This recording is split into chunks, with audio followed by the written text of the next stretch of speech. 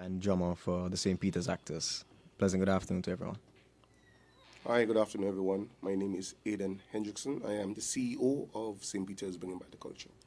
Wonderful. So tell us, what is Bringing Back the Culture? What is this group and what is the aim of the group?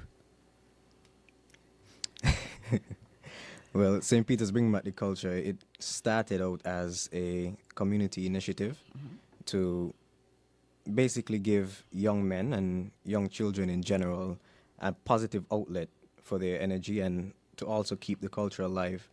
And since then, it has since manifested into something a lot bigger than we initially intended it to be. And I owe a lot of that to Aidan Hendrickson. He is not just the CEO, he is the living and beating heart of St. Peters Bringing Back the Culture. A lot of people refer to him as the father of folklore at this point in time. So I'll let him take over from here. Dear Father.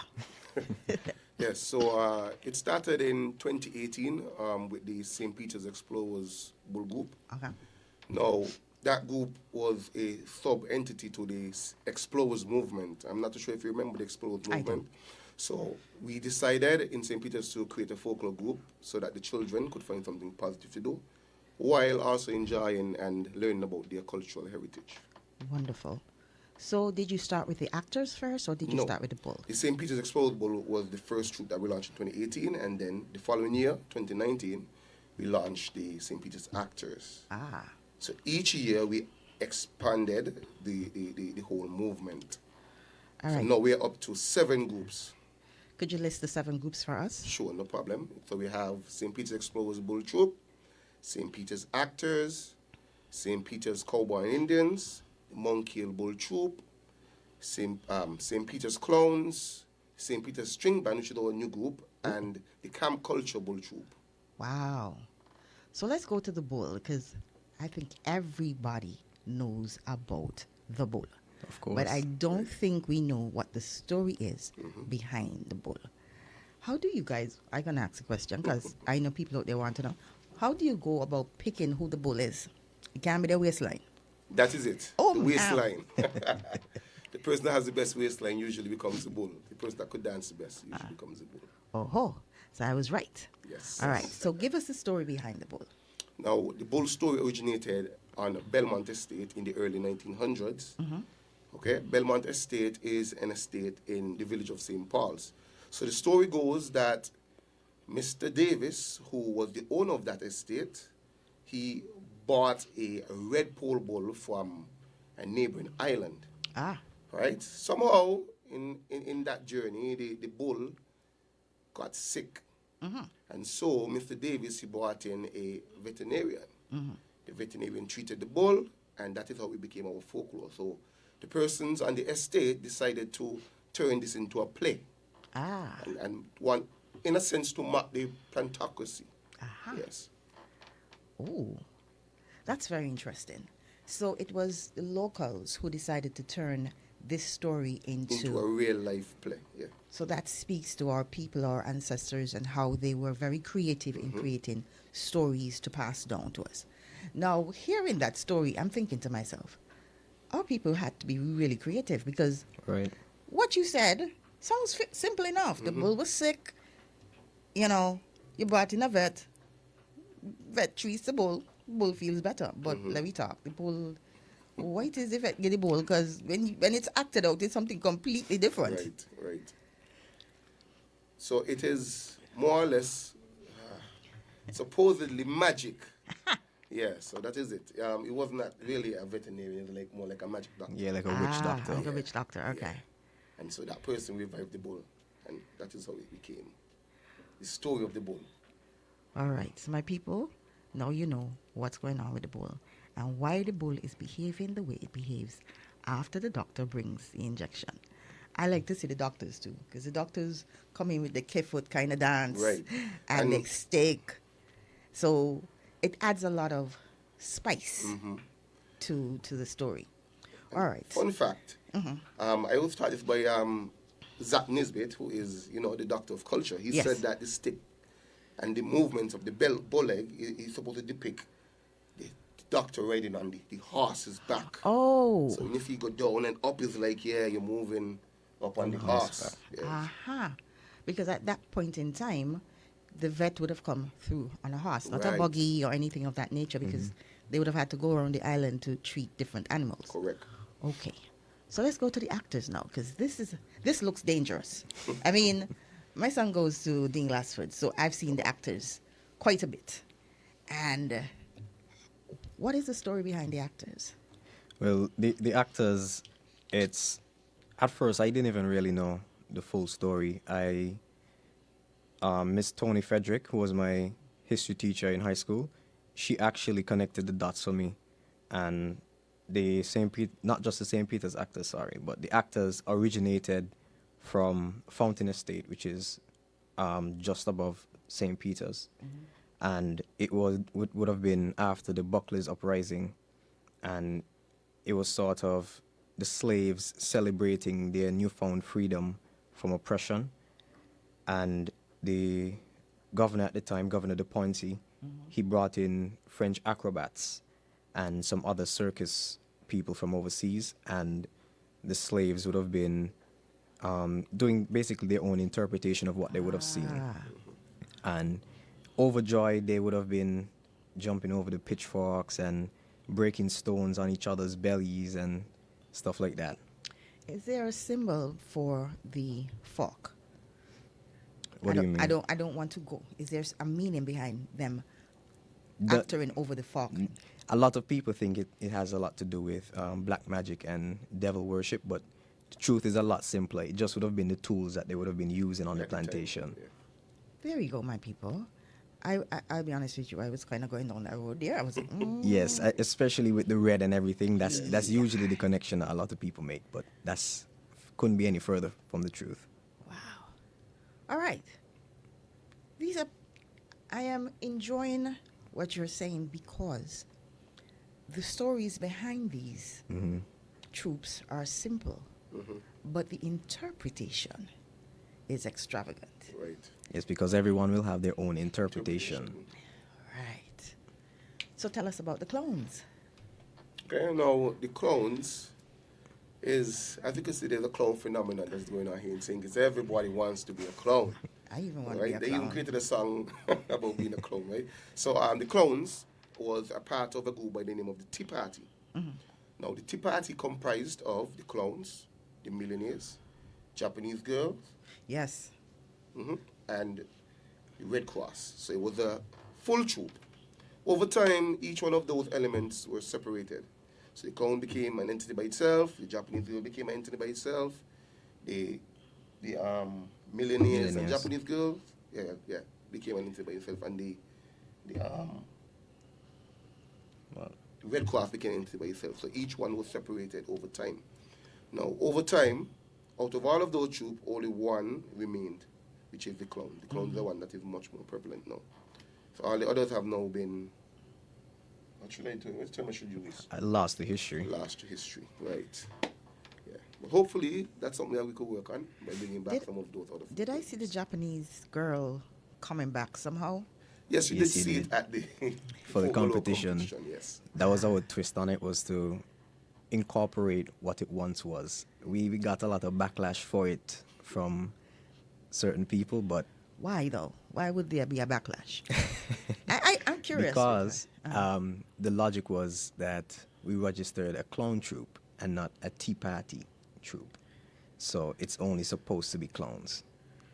So in essence, we kind of shot ourselves in the foot, but we already had this idea pending since last year. Right. And we couldn't just let it go to the wayside, so we just said, we'll do it. Whatever the consequences are, we will make sure that we maintain our culture.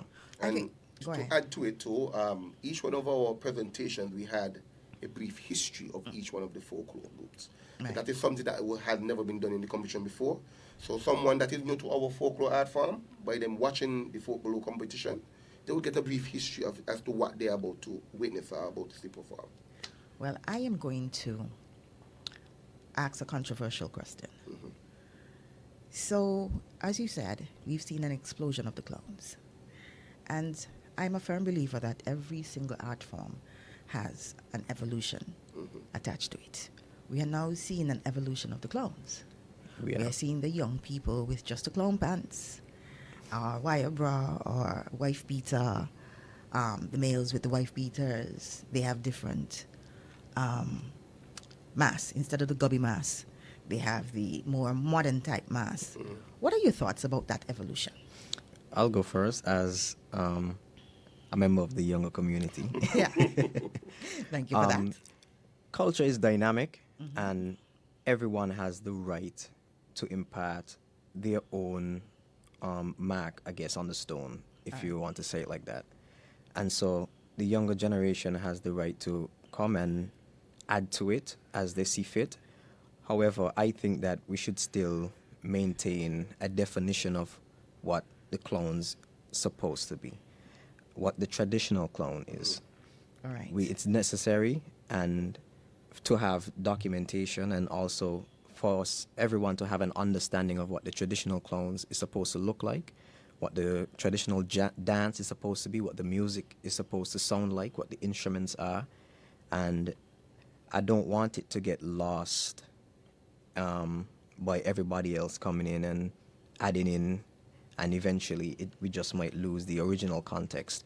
But as long as we preserve what the traditional clowns, and not just clowns, but for every other folklore art form, we preserve what the tradition is supposed to be like.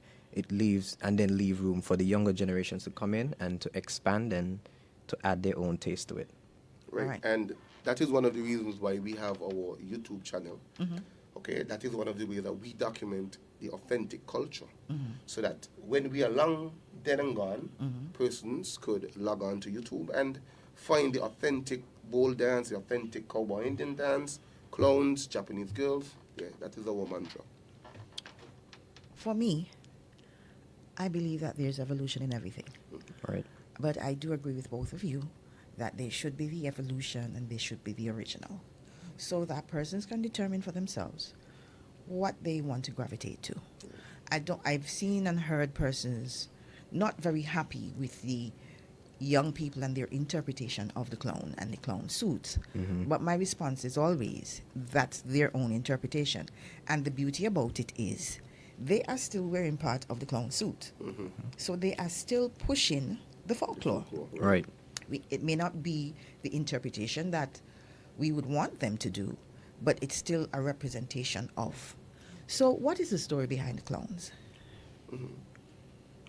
We already gave the story of the clowns. Give it with to the me tea again. party.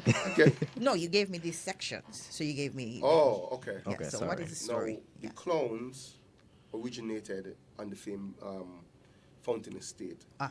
with Governor de Ponce, where he brought in circus acts to perform and to entertain himself and his guests. Now, again, similar story. The plantation workers, they started to mimic what the clowns would have been doing and add a little twist and flavor and flair to it. Well, the governor looks like he is the father of our folklore, Could be. because He had a lot to do with it. He brought in a lot brought a lot of of things stuff. from overseas. And so while he is bringing things from overseas, the slaves are looking on and taking their own interpretation to what they're seeing.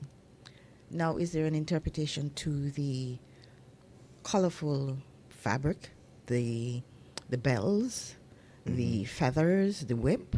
Is there an interpretation to those? a lot of the color, if I had to make a guess based on historical evidence, a lot of the colors would have been a part of our African history. And it would have been the bells and everything else. Clowns, they make a lot of noise. They have their horns and what's not. And The gloves. the gloves, exactly. So that's where they got the gloves from. And they just used what they had access to. And fun fact, the mask was not always the scary mask. It was actually a depiction of the white slave masters. So White, they yeah, used white to- face, if you yes, will. White face. Oh. So the mask actually had on a depiction of the white persons on it. So when they had on the mask, they would pretend that they are, the plantocracy or the plantation owners. And depending on how the mask looks, is an interpretation of how they felt about their owners. Right. Point, yes, correct. Wow. So if you find it had a white face and devil horns, then Yes. you know exactly how they felt. You know exactly Yes. how they felt. Do you think that the plantation owners knew what was happening, that the slaves were interpreting their culture this way? No. They And had no that clue? that is the beauty of it. Yeah. A lot of covert. The slaves has to come up with a lot of covert ways of maintaining their culture and also being able to express themselves and how they were feeling. And that's also a similar story with the masquerades. The plantation owners would have felt as if this is a performance being put on for them and for their enjoyment. Meanwhile, for the slaves, it was a way for them to mock the slave owners and to get a jab back at them and for them to have that bit of power. So that was their inside joke. Yes. I like it. I like it a lot. Is there any interpretation to the type of music or the whip that is used? I know there's a Yes. difference with the hunter and the whip. Right. The clowns use the hunter, is it? Hunter. And then the masquerades use a whip. and the bull supposed to be using a whip. All right. So what is the difference? Because they are... Yes. Now the whip has a wooden handle, and the hunter actually has a steel that is wrapped around with the cowhide. Ah. Yeah. And they have a strap. So that is the difference between the two of them. Do we still have persons who practice making these stuff? Yes, you have two persons currently. You have the Doctor of Culture, Zach Nisbet, Right. and you have Yes. Karen, who lives just over by Dr. Laws in an alley. So she makes clown hats, clown masks, and the clown whips. Clown hunters, sorry. One of our very own is seeking to learn that skill. A young man from village, right? Yes, he's very good at repairing them, and he's seeking to learn how to make them from scratch. So anytime we have our hunters damaged or what's not, he's one that we go to get them fixed. What about the Japanese girls? Because I'm so curious. As I said, I saw a bit of it and I was intrigued. And Japan is very far away from far. St. So how we end up with Japanese girl. Japanese girls? Okay, for this one, I don't really know much about it because I haven't delved too deep into that aspect of our culture. But what I can say is that it somewhere along the line, Japanese girls were in St. Kitts, okay? And so, again, it boils down to the slaves started to mimic how they dress and how they look, how they walk, how their faces were made up. Yes. So that is... With the white makeup and the rouge, etc. I mean, I wouldn't be surprised at this point if Governor De Poincy also brought them here. But Probably. we He's have just no bringing evidence. everybody. Exactly, but we have no evidence to back that up just yet. All right. Is there any other folklore that we can discuss this afternoon? Cowboy and Indian. Let's go. Cowboy and Indians. I heard about Cowboy and Indians in the Nevis setting. Right. I've never seen it in the St. Kitts setting. So tell us about Cowboys and Indians. Now, Cowboy Indians was started in the 1940s by a man by the name of Samuel Hanley. Okay? Now, Samuel Hanley came out of Chickenstone, Nevis. It's a little funny, you know, Chickenstone, Nevis. So, Chickenstone, Nevis, Gingerland. That sounds like my family, boy. Yes. So, he used to watch a lot of Western movies. Uh-huh. And so, he wanted to create a troupe that could kind of pretend to be like he's in the Western setting. So he came up with the Cowboy and Indians. Now that story has a lot of parts to it. St. Kitts had an issue with getting the Cowboy and Indian skit. So that original skit had to come out of Nevis itself. Okay, so he don't really have much person that have access to that skit. Yeah, so the cowboys often wear big Big cowboy pants, hats, big pants, The belt with the little gun. right? The belt with the gun, a waistcoat, a white T-shirt, or black T-shirt, or whatever color T-shirt they will let you wear under that. And it's often they often had a conflict with the Indians, right? The Indians, well, the modern Indians wear shirt and long pants, but back in the days, they often wear just a trouser Or a with their loincloth. Or a loincloth. Yeah. Not in the short right? piece of cloth. With bare skin. So they never have on any shirts, and they would often mark up their skins to depict how the Indians used to look at back in that time. In the play, there's a scene where they would often have a bloody battle between the cowboy Indians and the Cowboy Indians. and the cowboy and the Cowboys and Indians. Sorry, Indians. cowboy and the Indians. Yeah, and so once that is often completed, they would then embrace and bow off and stuff like that. I'm going to ask both of you, what got both of you interested in folklore? That's it's so much out of the box in terms of what younger people tend to want to gravitate to. So what got both of you so interested in folklore? I'll let Aiden go first let me start. because my story is based off of his. So That sounds like he pulled you, but let's go. So I started folklore at the age of 9 or 10, where I had this phobia of the bull, where I was afraid of the bull. I don't know why. But A lot of people, including me. And so in doing that, I reached out to my mom, and my mom reached out to Lionel Gums, which is Manchon Bull, and then I became a part of his troupe. So I played bull for about maybe like 3 or 4 years, and then as you get older, you want to put away with that. Went off university, came back 2015, and then that was one of the things that I said could help with the youths in terms of keeping them out of trouble. And so that is where the bull was launched in 2018. All right. No, me, children, they have a lot of phases and what's not. I was going through a drumming phase in second form. I don't know, I can't remember exactly what I would have been exposed to, what I would have seen, but I really wanted to start drumming, and I was interested in snare drumming specifically. And I spoke to my mother about it, and she told me she would reach out to some people and find out if there's anything available for me to join. One night she came to me and she told me they're having a practice up by the St. Peters football field, and she's going to take me and I'll see what it's like, and if I like it, I continue with it. If I don't, then we find something else. I got there, I met Aiden and a couple of the other guys who were getting together. I think Natural would have been there for the first practice. Natural, aka Kennedy Hazel, he's one of the longtime performers in the Actors. And we had a session, and I didn't get to play the snare drum. I got the bass drum. And I remember thinking, this isn't what I signed up for. This isn't what I thought it was. So in my head, I already made up that this is going to be my last time there. We said goodbye and everything. We said, see you next week. And in my head, I was like, yeah, right. This is going to be the last time y'all are going to see me. I got home and I told my mother, it wasn't what I was expecting, and I don't think I want to do it anymore.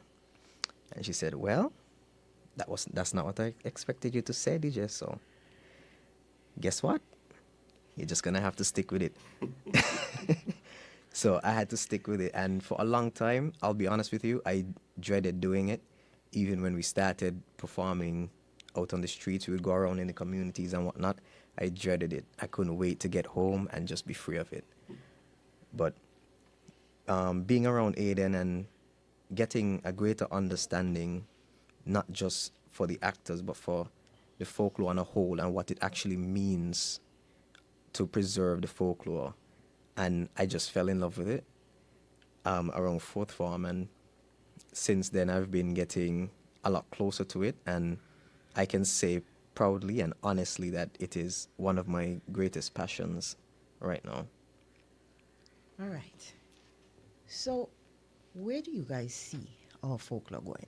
Now, I have to commend the Carnival Committee for doing the competition, because in doing the competition, it gives more groups the opportunity to showcase their talents.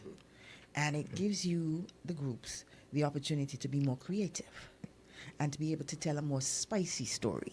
All right? I'm so sorry that I miss Folklore Galore. I really, really wanted to go. I don't even know what happened that day, but yeah. Where do you see our folklore going? Well, our plans for folklore is to make it international, and we've made steps to bring that to reality. We just last year we did a trip to Anguilla for Anguilla Carnival, and it was a smashing success. We had a lot of love from the people in Anguilla, hoping to see us next year. A couple threats were thrown around saying if we don't see you back here next year around the same time, we're gonna have a problem. You mean next year as in this year? This year, yes, 2026. And the year before, No, 2023. yeah, 2023, we went to St. Martin Okay. for their carnival, and it was well received as well. So keep an eye on us for this year. We're planning to go to another island And what is your aim in traveling outside of St. Kitts? to put our little speck on the map to let people know this is the place to be. We're not just a small island. We have something to offer more than just sugar cane anymore. And to market us as a proper tourist attraction and tourist product. Now, I have been looking at quite a bit of social media platforms, and I'm recognizing regionally that folklore is seeing a recession. Right. Like you're seeing more and more folklore. What do you think is driving that? Because everybody wants a pretty mass. Let's be frank. Everybody loves pretty mass. And everybody gets upset, including me, when the 1,000 clowns come down the road and they end up in my troop. Because, yeah. But what do you think is driving that resurgence of folklore, both here locally and regionally? Youth involvement. Youth involvement. And I have something to say to a lot of the older generation who are bashing the younger people for, in their own words, disgracing our yes, culture. I've heard that. I've heard that. It is any involvement or any interaction with the folklore is going to help keep it alive. And it might not be in the way that you like it or that you are accustomed to, but you have to be open to this change because the change will happen. And so you can either be here to help guide that change into a positive direction, or that change will consume you and it will leave you behind. Because at the end of the day, we will all die. And when we die, the only thing that will be left is the things that we would have done and the things that we would have did for people and said to people. And so if you're going to be here to speak negative and to talk down to a lot of the younger generation, what is going to happen is they will go somewhere else. That is true. And so they'll leave the culture and they'll go to things that may be a lot less productive. How do you guys recruit the younger people? I'm very curious about that. Because, again, it appears to me, and I could be wrong, but you correct me, there is a internal battle between folklore and pretty mass. Yes. I won't speak too much on the specifics of that, but in terms of recruitment, it used to be that we'd have to go around in the communities to find people, but at least for us, for St. Peters Bringing Back the Culture, a lot of our recruitment more recently has been funneled through our camp that we host every year, Camp Culture. That's where we got the Camp Culture Bull from. And apart from that, our social media as well, we've been getting a lot of calls from parents and from children who are interested in joining. So seeing it more has increased the amount of interest that younger people have in the folklore. Correct. All right. Mr. Hendrickson, what are your thoughts on that? Well, he said everything that I wanted to say in a nutshell, so I don't think I had anything else to it.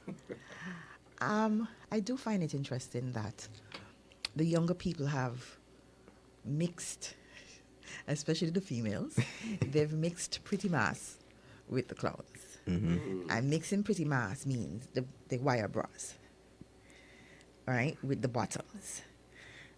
again, for me, it's a matter of evolution. It's a matter of seeing a different spin, having a different interpretation, and wanting to be a part of the culture, but also wanting to look nice. Still look pretty, yeah. And still look pretty. All right. Is there any other folklore that we haven't touched that we need to touch? I know we would have wanted to do the masquerade, but unfortunately the person who could have done that for us isn't here this afternoon. Right. What about the Makajumbis?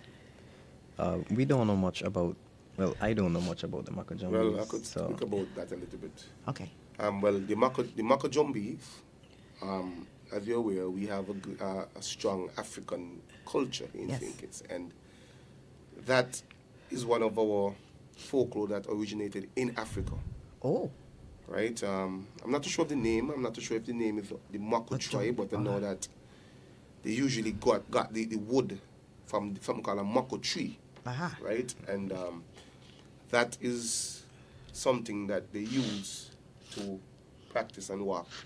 Yeah, on the stilts. Stilts.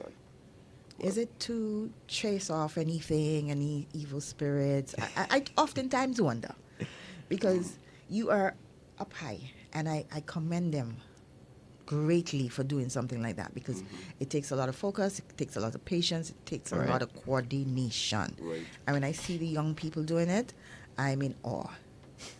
All right? They tend to gravitate to the pretty mass too, but yeah. And I must say, there has been a resurgence in the Makajumbis in the recent years as well, too.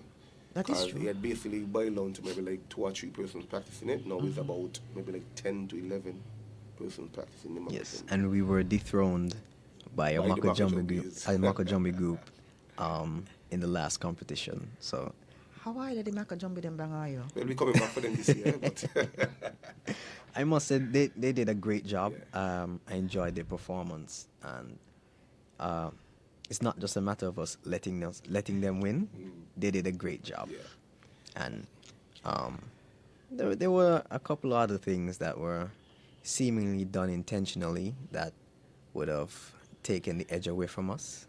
But at the end of the day, you either win or you lose, and so we have plans to come back bigger and better. So this sounds like you guys are already on the drawing board. Of course. February. Yeah. Ready. You're ready to just... So how many persons do you have collectively in your different organization? sections? Yes. Okay. We have about 70 persons. In total? 70 persons in total. Yeah, so we have 70 persons in total, and we're looking to expand. So if you are interested in joining our movement, as we call it, feel free to do so. Okay, people, so he is giving the invitation to all you, not me. Okay? Unfortunately. Well, the folklore is for everyone. It's for all of us. It's our heritage. It's not my heritage. I know my limits. I know my boundaries. You don't have to be a dancer. You can be a musician. Right. Yeah, I know my limitations. Speaking of musician, we recently launched a string band. So that string band would then accompany the clowns. Their first performance will be at the Washington Archibald High School Cultural Heritage Assembly tomorrow. Yes, so that will be their first performance. Yes, so we're keeping our fingers crossed. Hopefully it is a success. And we get many more jobs and opportunities in the future. I am really, really loving the resurgence of our folklore. I am now understanding better the stories behind it, and how our ancestors have been so creative in spicing up said stories to make it informative, to make it exciting, to make it grab your attention. Because from the time everybody see the bull, some people going and some people going to stand up. I can watch for a little bit, but from the time that bull get that injection, I am out of there. You shouldn't run. The golden rule is, when you have a bull, if the bull is charging, you stand your ground. You don't run. If you run, it's going to make him chase you. No. By the time he get up me in the air, that's how this go. Through some alley gone somewhere. No. But I am loving the resurgence of it. What other folklore do you think you guys will get into? Now, as I said, we recently launched a string band, so Right. I think that will be our main focus. Yes, that's in our terms of main mutual focus for this year. All right. So what's for next year? Because what it looks like to me is that you guys are adding bits and bits and bits. And at the rate you are going, you're going to have a very big organization, which is Right. awesome. So that the children in the Monkey Hill St. Peters New Road, And outside, big up New Road, and outside can then choose which folklore they are Right. accustomed to or they want to be a part of. Well, one of our going goals right now is to revive the entire tea party, which would include the millionaires, the Japanese girls, and the Red Cross. But I don't want to go too far ahead of myself. But for this year, we'll focus on This year. revamping our company structure and perfecting a lot of our art forms. There's a couple things that we have to go back to the drawing board on. So between this year and next year, we don't have any plans of adding anything new, just improving what we have. yes. All But- right. So there's some internal restructuring. Right. Right. And, And I could then- I could touch on that. Sure. So what we have done, we have created an executive body. Good. So each group has a representative of 2 persons. All right. So you have a subcommittee per se. Right. And Yes. then under that we have something called a planning committee. Okay. So this our task this year is to try and create avenues for ourselves. So we want to create a folklore festival, and I know that's something that we're going to push for. Right? Yeah. So that is one of our goals this year.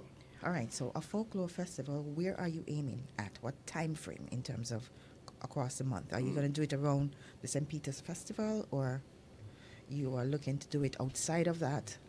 We're looking to do it. We got two We got- time we have frames right two now. time frames. We have music festival and we have Uh-huh. December. So it's either music festival or during carnival time. One of the 2 of them. Perhaps having it even be on the calendar for Sugar Sugar Mass. Mass, right. Yeah, that's a lot. Yeah. Yes. But you guys are ambitious. So my audience is listening. What it is you want, what message you want to leave with them? We still got some time, eh? And I'm going to ask you more questions. But a lot of persons have seen the resurgent, and they may not know which one would suit them. Whether it's clowns, people feel that it's easier to join a clown. You just get your suit. You can say, So let's go. They get their clown suit, they got their sneakers, they get their bells, they get somebody to sew the clown suit for them, they get their hat and they go be face and they hunt and they good to go. So, Aidan, you're saying that might not be the case. With the growing demand, a clown suit is very, Expensive. Tell very me about expensive. it. I went, my auntie, my fasting self, go look at the prices. When I see the prices, so if you bring the cloth is one set, and if you ain't bring the cloth is a whole different set. Right. But from a business standpoint, I can't be really upset with the persons who are doing it. Yes, because and not to cut you off, but the price is another reason why you see a lot of the younger generation in just the bottoms. The bottom is Because the entire Oh. clown suit is very expensive. Yeah, So that it's could a lot run you cheaper between just to get the $700 trousers to $1,000 for a clown suit. And that include the mask, the hat, or the whip. or the hunter. And each one of those costs $100. So a clown suit will cost you in total with everything. Oh, and we didn't touch the bells. Right? The The bells. bell is to get bells as $1 well. for one bell. $1 for a bell. $1 for one bell. Correct. And how many bells do you need on your clown suit? Well, for our clown suit, we have on about 60 bells. That's $60 in bells. You're right. What a wow. So, as with a lot of things, there's a lot of nuance. It's not as cut and dry as the young people just want to do their own thing. It's a matter of resources as well. Right. So how much for just the pants? And the pants is about, I think it's- 600. No, it's cheaper than that. Cheaper than that? They're $200. Okay. Yeah, just for the bottom alone, about $200. Okay, so my people, stop cussing out the young people. It's a matter of resources and economics. Yeah, so if you want your child to preserve the culture completely and to wear the entire clown suit, save up early and let that be their Christmas gift, a clown suit. and join St. Peter's Bringing Back the Culture, where you can learn the authentic clown dance as well. So how does someone get to join? They reach out to organizers. either myself or Aiden Hendrickson. They can reach out to us on all of our social media pages Facebook, at it's St. Peter's Bringing Back the Culture or Aiden Hendrickson. Okay. So don't be surprised if you get hit up a lot after this show. Believe me, we welcome it all. Okay, good. Is there a cost to being a part of the organization? oh wow, that's the golden question there. And guess what? It's free. Free. It's a community initiative. It's Free. part of us giving back to the community as well. So basically, they can be a part of the organization. They're just responsible for getting their own costume. Correct. Well, to me, people, this is a win-win situation. The beauty about it is that we would want to preserve our folklore. We would want the stories to be passed down and down and down. We want our legacy to continue. And maybe we could convince the people who are doing the clown suits to kind of give people a little discount. Because $1,000 is a lot. And, yeah, $1,000 is a lot. And we ain't even get the gobby face. We ain't even get the bells. Yeah, kind of stiff. You could do an introductory price. Just saying. Just saying.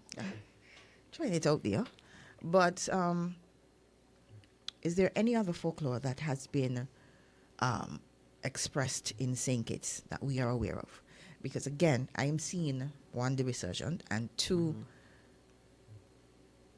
just bits and pieces of different folklore. So it appears to me that our ancestors would have looked on and seen the Europeans doing certain things and mimic.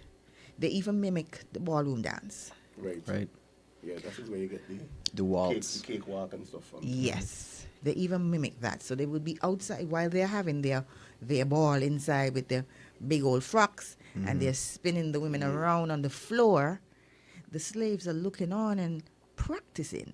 And we seem to have been very good at picking up the steps, picking up what the gestures are, and doing a very good interpretation. So is there any other folklore that we have not seen in St. Kitts, but somewhere down the line we could probably see it? You have David and Goliath. Yeah, David and Goliath and Giant and the Spear. The Giant Despair, we have about 2 persons in that group, but that's in Nevis. So that is another folklore that needs some beefing up as well. You have The ancestors' mummies. There's only one person that I know of that still practices. What is that? Stanley Carey. It's the mummies where they use the big stick and they, the big stick, You've never seen it? No, I've never seen it. We don't know much about it ourselves, but perhaps that might be something that we Can look into. because it's one of our endangered folklore. Are there any more endangered folklore that we have allowed slip through our fingers? Basically everything that we're doing right now, there's only one actors, there's only one clown, and one cowboy and Indians, and a string band group from Nevis. There's one here in St. Kitts as well, but it's comprised of a lot of older men. So that's why we put a big focus on it.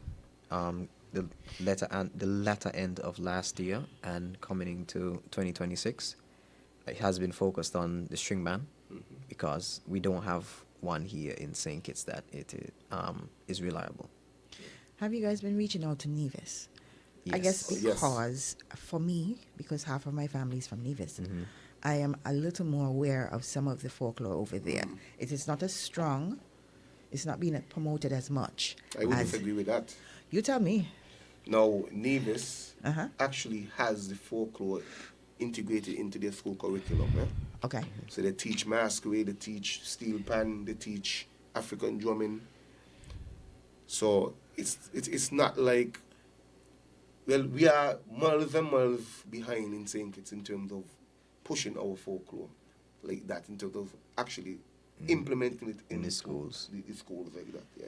Definitely. That has been something that we've been fighting for, and from time to time, Aiden has been called out to different schools to talk to them about the bull and some other folklore, but it isn't something that's done as regularly as it should be. Okay, so maybe I am thinking because it's on a smaller market in St. Kitts that it's not as wide as a smaller market in Nevis. My apologies. Yeah. It's not as wide as St. Kitts. I know it is stronger in Nevis. There's the honeybee string band, Right. and my cousin happened to play the flute. So Oh wow, that's the bad five guy. yeah, he bad. But before that, he did masquerade, and he was a really really good masquerader. But after Mr. Freeman, who was the baddest on the block, Yeah, passed I heard away, about him, yeah. or he was getting down, he started teaching him. So he is really, really good. So that is the question. That's why I asked you the question. Have you reached out to Nevis to see how you can kind of integrate a lot of what they are practicing over there? Yeah, so we have St.PetersBringingBackTheCulture and the Nevis Cultural Development Foundation Okay. has a very good working relationship. It started with Miss Maloney, who was in charge of the Community Development Foundation, and she then bridged the gap between our organization and the Nevis Cultural Development Foundation. So I've had the opportunity to visit Nevis to actually teach some of the young persons in Nevis the art form of the bull, because the bull is not traditionally played or practiced in Nevis. That is correct.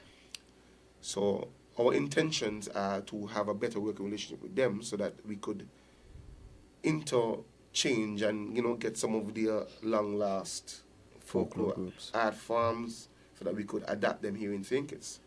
What I've realized too is that Nevis has better documentation of their folklore too. So we as St. Kitts may not have the skit for a mummies. Nevis would have it. Cowboy Indians. They do have cowboys. Nevis had it. Yes. So it's just about strengthening that relationship between St. Kitts and Nevis in order to get things done on a smoother playing field. Aidan said that he was part of the bull, but he didn't tell us which part he was, whether he was the bull or the doctor or... You ain't telling us, Aidan? Yeah, I'll tell you guys that. Yes, I used to play the dog.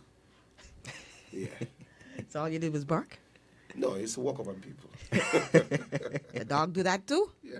Yes, when the bull goes, the dog's supposed to stick with the bull. And the dog mimic is what the supposed bull to is guard the doing? bull. Right. Right. So And- dog was in the story too? Yes. Oh, you. Back and dash the dog.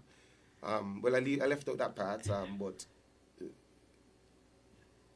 rumor has it that the bull got rabies from the dog. Oh, you. Yeah, so that is, yeah. Hence that why is- the behavior. Right. Right. And so he behaved. He started to act mad and crazy and stuff like that. And the dog, even though he gave the bull the rabies, he's still sticking by him. Right. Okay, so let's go back to the bull because I'm intrigued by the bull. So give me the actors. We know the bull. We know the doctor. We know the dog. What other? Okay. We Now, have Arthur Davis, Oh. who is the owner of the bull. Okay. We have the police. We have Sweetie Boy. We have Oak. And am I missing anyone? I think that's it. Yes. So you're gonna tell me all. and the those. nurse. There's a nurse too. Yes. Yeah, the nurse. yeah. We have a nurse in our group. Okay, so tell me what are their roles? What are they doing? Now, Arthur Davis, he's the one that controls the bull play. So he is the timekeeper, per se. You cannot have a bull play without the bull and Arthur Davis and the doctor. Everybody else is interchangeable. Okay. Okay? Then you have Sweetie Boy. Sweetie Boy is the killer. You could also have Oak doing the killing as well. So Sweetie Boy and Oak, they have the same job, which is killing the bull. The police, his job is to locate the killer. So he investigated. And crowd control as well. Okay. So that's why you see him keep constantly going back and Forth. forth with the crowd control. The dog, he is The instigator. the instigator, the one that accompanies the bull. Sifter's job, believe it or not, is to protect the bull from the crowd. So just in case someone decides to attack the bull when he's performing, that Sifter's job is to protect him and to bring him back into the ring when he's out of the ring too long. Okay. So why is Sweetie Boy wanting to kill the bull? Why? Yes. Well, it's a part of the skit, actually, so I think, yeah. It's not that he wanted to kill the bull. It's the bull is Attacked known as him. the baddest bull. Yeah. And when he's sent to fetch the bull and to carry the bull to the pasture, he couldn't control the bull, and so the bull attacked him. Ah, And So mid in attack, defense, that's in when self-defense, in self-defense he had to kill the bull. Yes, well, yeah. so wait a minute. Let me go here because I clearly didn't stick around for the end of this play. From the time the bull get up and he start his stories, I'm out. Yes. So at the end of this play, the bull dies. No, at the end of the play, the bull it's is not really alive. like he dies. It's like more or less he's wounded. Uh-huh. Yeah, so he's wounded. That is why he ends up on the ground. All right. But the killer now, thinking that he killed the bull, Uh-huh. that's where he goes and he fetches Arthur Davis. Arthur Davis then goes and calls the police sergeant. The police sergeant then calls the doctor, and the doctor comes and revives the bull. So the police calls the nurse, Well, yeah, and then the nurse. Yeah, the nurse. Well, for us, the nurse. But the nurse is like a fictional character. Okay. Yeah, it's not. There was never a nurse on the original plantation. Right. The nurse is just an added prop. Okay. So to- you're spicing it up a little bit more. Spice it up a little bit more, yes. Oh, interesting. I just want to know how the young people feel about playing these roles. Well, I could say for St. PetersBringingBackTheCulture, They have a lot of a pride lot of in it. children Uh-huh. gravitate to the bull. So we had to end up create 2 bull groups just made up of children. Right. One that caters to children between the ages of 5 to 10, Uh-huh. and one that caters to children between the ages of 11 to 17. Oh, wow. Yes. So you have a small bull and a big bull. Small bull, medium bull, and a big Big bull. bull. So we it's have 3. 3 bulls, yes. Yes. We have 3 bulls. So how do you decide who plays what role? Are you doing what is that? Auditions? Yes, we do auditions. Yeah, at practices. Yes. As Aiden mentioned before, the job of being the bull goes to whoever has the best waistline. Right. But not just it's not only the best waistline, it also has to be the person with the most confidence, because you have to be able to approach people and not feel afraid, Ah, and not be afraid to make noise and to get on. and both. Right. So the bull is usually whoever has the best waistline, whoever is the most confident. And Arthur Davis, we try to make Arthur Davis someone who speaks well, because you have to be able to enunciate the words properly and to remember the entire skit, because Arthur Davis has the most Parts in it. dialogue in the Because skit. it's his bull. Right. And everybody else is just a fit in and see who does what the best. And I could add to that, the Camp Culture Bull, which is the 5 to 10-year-olds, I call them my baby bull. For the mere fact that they grew up watching Uh-huh. our YouTube page from the ages of 2 Uh-huh. up to 10 years of age. All So you right. find them now they play inside heart. out. You have Yes. Kaylin and Jalen Queeley, one plays the killer, one plays Arthur Davis, and they could recite the play at the back of their hand. Uh-huh. Uh-huh. So You have the we didn't, lante. we didn't teach them in practice. They came, They came with it. Already the knowing skit. it. Right. You have the Lante, Decent, who he is the bull, and he, at the age of 3, his mom asked him, "What would you like to be when you grow up?" And his response was, "The bull." so these children are coming with a knowledge just from watching the YouTube videos that we put up on social media. Yeah, the knowledge and the passion for it. Let's go back to the actors, because I am in awe of the actors, especially when they have to fly over a fog. Yes, and that's one of our biggest questions. Yes. Is the fork real? And I will say to anyone watching, if you see us performing, don't be afraid to come and Touch the feel fork. it for yourself. They are 100% real, and they are very sharp. So how do you minimize the risk of that? Practice. Oh, wow. Lots and lots and lots and lots of practice. And For I every could say one one thing performance, too. there's at least 3 or 4 practices. Yeah. If you took a look at the folklore competition, we had a 4 or 3-year-old child jumping over the You guys, yeah, on the ground. Yeah, you guys on the ground. And the crowd was in awe, because the crowd never expected to see a 3 or 4-year-old jumping and flipping Right. over persons. That is the youngest child that we've had in our group that was also able to jump. So when you practice, I'm assuming that you're going to put down mattresses or something like No, that. we use No, we sandpit. sandpit on On we the start them beach. out on the grass. Yeah, okay. So to minimize injury. But you would be surprised. We don't see a lot of accidents happen during practice, because a lot of it is it's just your mentality, really. If you feel like you're going to fall, if you think you're going to fall, that will inevitably lead you to fall. Murphy's Law. Yes. Anything that can go wrong will go wrong. So, for most of it, it is just having it in your mind that you can do it. Not saying that you should just get up and run down and do it. Right. You know, you should have a bit of practice, but We have the steps we go through first before you right, actually to see that attempt the jump. how strong they are. Do you do like a fake fork first before you put the... No, we Actually, let no. them jump without it Without the first, fork, yeah. and then they go straight from jumping without it to jumping with it. A baby fork. Yeah, we have a shorter one that we use. And that's why we it's a lot more difficult to recruit older persons because they have that fear of what factor. could happen. Ah. The children are just happy to be there. A lot of them aren't even thinking about what can happen, and so they don't have that fear, and so they just fly right over. Right. Now I get it. Because remember, our young people think they're invincible, eh? So they walk out, Right. I could do that. And they fly over. But older people know the risk. And they're going to second guess. Yes, and I'm not saying the risk isn't there. The risk is 100% there. Like I said, they're real and they're sharp. So there are things that we do to make sure and to minimize injury, down to the way that the fork is You held. can tell them but that this secret. can't divulge everything. But that even if you hold it in the proper way, you can still get injured if you're not careful and if you don't do it properly. So I would encourage everybody to Don't try it at leave home. it to the professionals. Don't try it at home. Come and practice with us. There we go. What days do you guys practice? Usually on Thursdays, but we're currently on a break. Until the end We of start February. resuming at the end of 26th. February, the 26th. And Okay. after that, we continue as scheduled. We have practices for our various groups on, usually it's Tuesdays and Thursdays. Thursdays.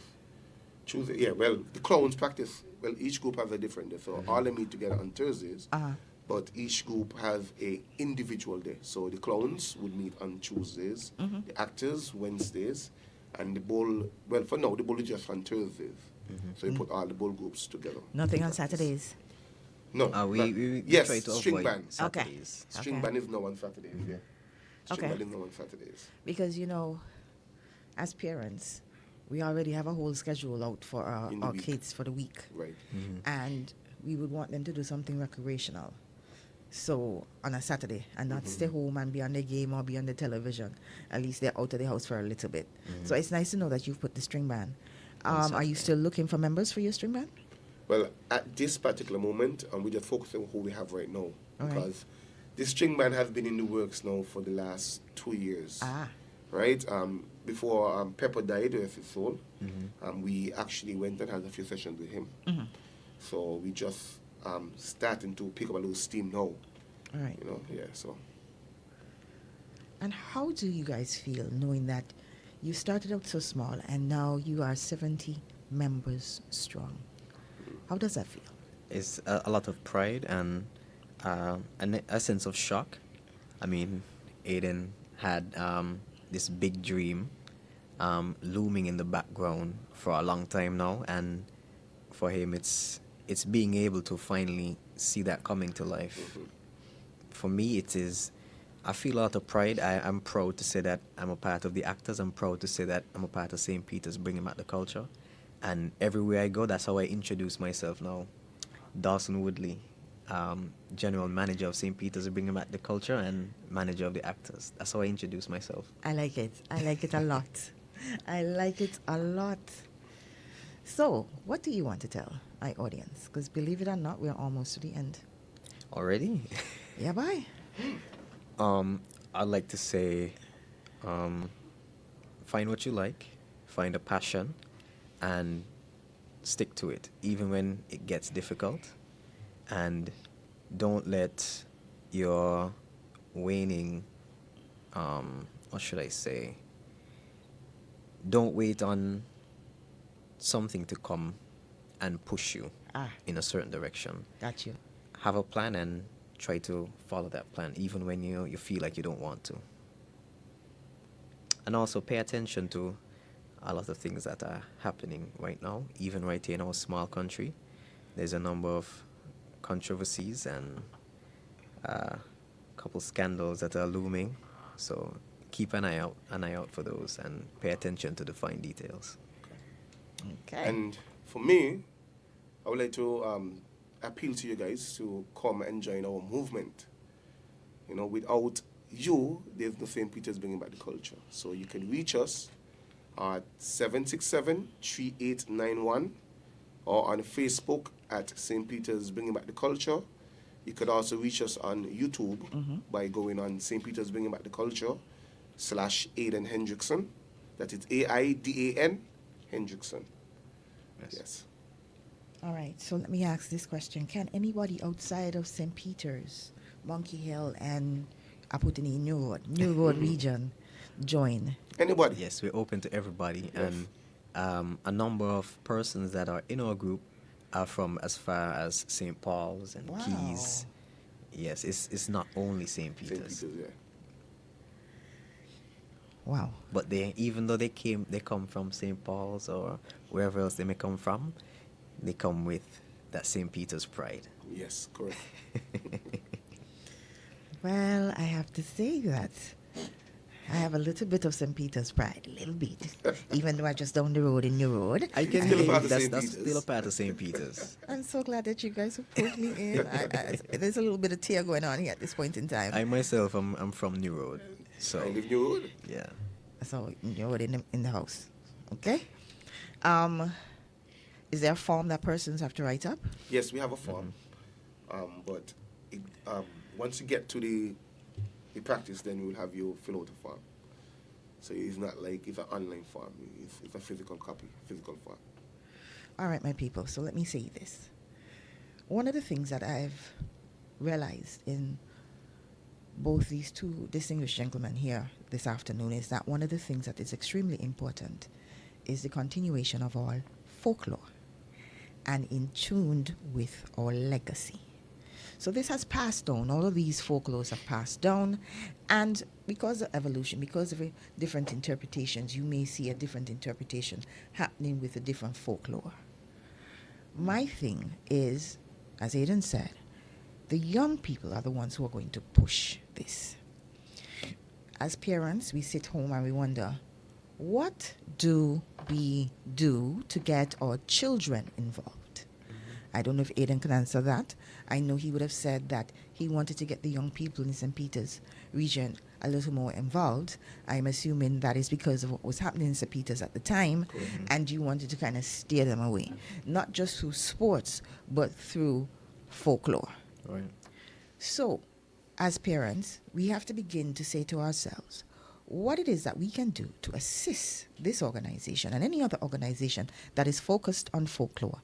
What can we do to assist them? Now, I have done my part a little bit. Can I do more? I'm sure. But I've done my part in exposing what the range of folklore here is in St. Kitts and what the possibilities are, and getting young people involved in something that is part of their heritage. The reason why I started this type of programming for the month of February, I know they say it's Black History Month, and to me every month is Black History Month. I don't know about you guys. True.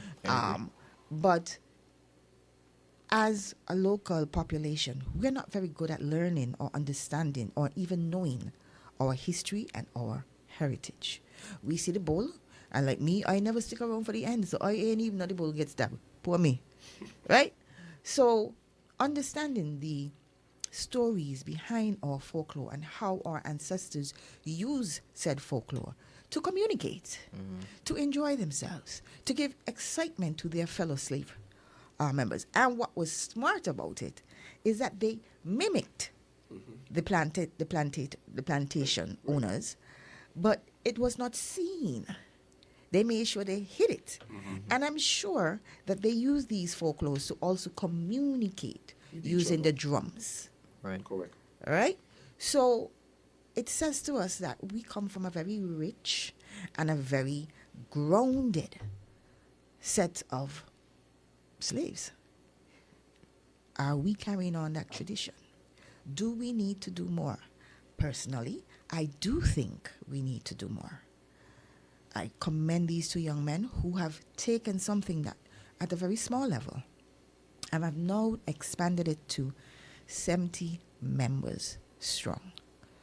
I want, when I speak to them again, they tell me they got 100 members. And when I speak to them after that, I want to hear 150. Amen. Correct. So when you begin to send your children through these type of organization, you are continuing our traditions.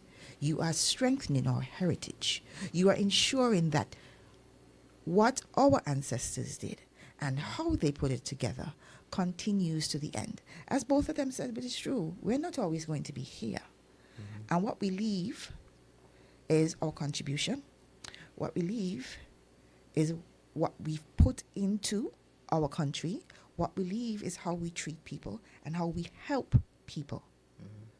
A lot of us go through life and think, oh, that's fine. I need to treat nobody no how. I'm going to be selfish. Now, I always tell you guys, selfish is not necessarily a bad word. It is how you treat people that causes that negative connotation. Because you are supposed to be selfish, meaning take care of self. But if your selfishness causes harm, then that's the negative part of it.